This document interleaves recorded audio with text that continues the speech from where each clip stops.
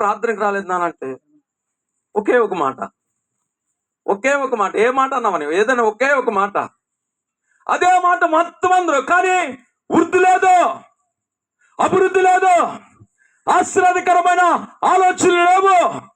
అందుకని ఎప్పుడు ఆమె దుఃఖముతో కనబడుతూ ఉంటుంది, ఎప్పుడు వ్యాధులతో కనబడుతూ ఉంటుంది, ఎప్పుడు కన్నీళ్లతో కనబడుతూ ఉంటుంది. కారణం ఏమిటంటే నీతిమంతుని మార్గం ఆమెకి లేదు.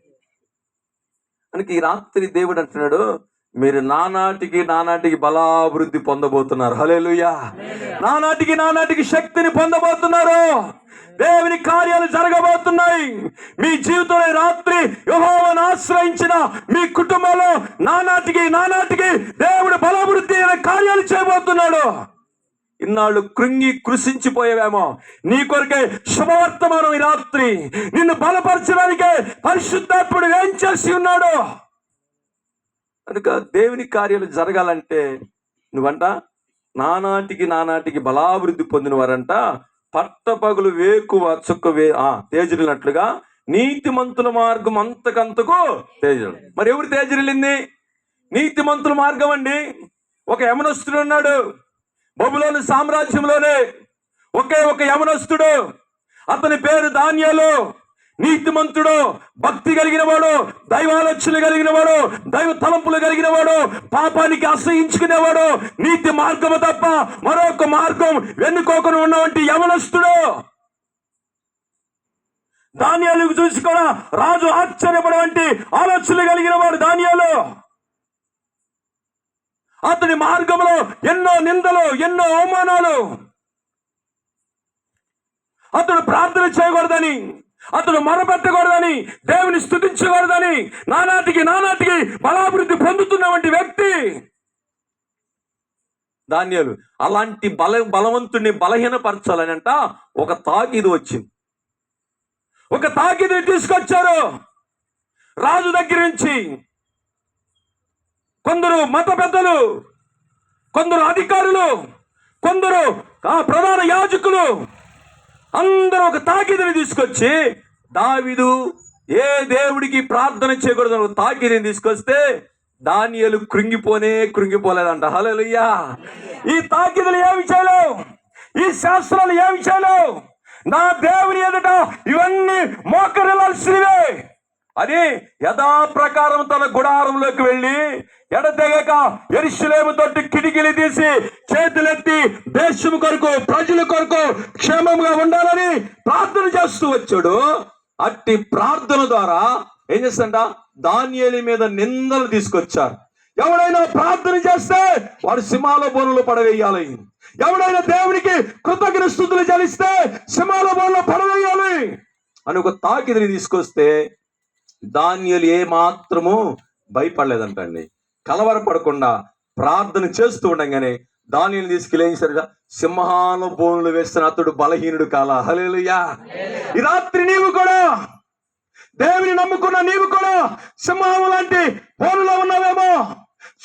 శత్రువులుగా అల్లుకుపోయారేమో, మార్గమేమి లేదేమో, దూరమేమి తెరవడతలేదేమో. ఇదిగో పరలోకపు తండ్రి, రాత్రి నువ్వు బలహీనం కాకుండా ధైర్యం వహించండి, మీ కార్యాలన్నీ సఫలం కాబోతున్నాయి. హల్లెలూయా. అని దానియేలు అలాగే ఉన్నాడండి. ఆ సింహాల బోన్లో ఉండి ప్రార్థన చేయగా ఆ రాత్రి దూత వచ్చిందంట. ఆయన సింహాలు ఏం చేశాడు, నోళ్లు మూసివేసి దూత వచ్చింది. దూత వచ్చి సింహాలు నోళ్లు మూసివేస్తున్నాయి. రాజుకు ఒక ఆలోచన ఉంది. దానియేలు నీతిమంతుడు, భక్తిపరుడు, ప్రార్థనా పరుడు. రాజుకు తెలుసు. కానీ దానియేలు సింహాల బోన్లో వేస్తామని ప్రజలు సంతోషపడుతున్నారు. కానీ అక్కడ ఒక శాసనం మారబోతుందన్న సంగతి దానియేలుకి తెలుసు. అలాగే ప్రార్థన చేయగా బలహీనుడు కాలేదంటండి.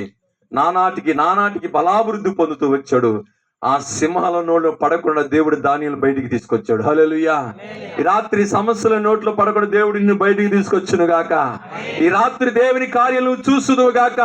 ఈ రాత్రి దేవుని సన్నిధి దాటి వెళుతుండగానే పరాక్రమం కలిగిన కార్యాలు చూడబోతున్నావు. అలాంటి కార్యాలు చేస్తాడు ఆయన. కనుక దానియేలు ఏం చేశాడు చూడండి. దానియేలు గ్రంథం 12వ అధ్యాయం 3వ వచనం. ఆకాశమండములోని జ్యోతులను పోలిన వారై ప్రకాశించెదరు. నీతి మార్గం అనుసరించి నడుచుకున్నట్లు ఎవరు అనేకులు త్రిప్పుదురు. వారు నక్షత్రములు నిరంతరము ప్రకాశిస్తారు. ఎవరంటే వీళ్ళు నీతిమంతులు, నీతిమంతులు, బుద్ధిమంతులు. నీతిమంతుల మార్గం అంతకంతకు తేజరెళ్తుంది కదా. ఇప్పుడు దావీదు దానియేలు మార్గం కూడా అంతకంతకు దేవుడు తేజరెల చేస్తే, ఇప్పుడు బుద్ధిమంతుడే ఆకాశమండు జ్యోతులు పోలిన వారై ఉంటారు. బుద్ధిమంతులు ఎత్తా ఉంటారు తెలుసా? ఆకాశమందు జ్యోతుల వలె పోలిన వారై ఉంటారు.